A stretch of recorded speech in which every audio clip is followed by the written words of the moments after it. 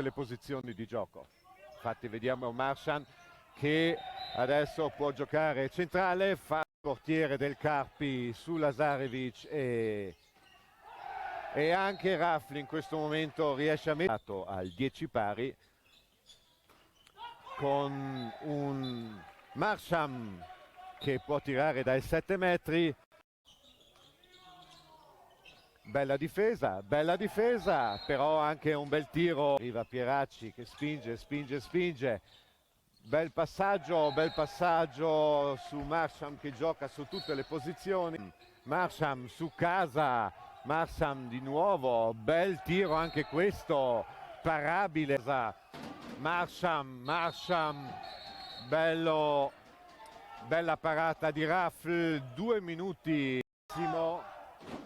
Vediamo, Strattone anche questo, gol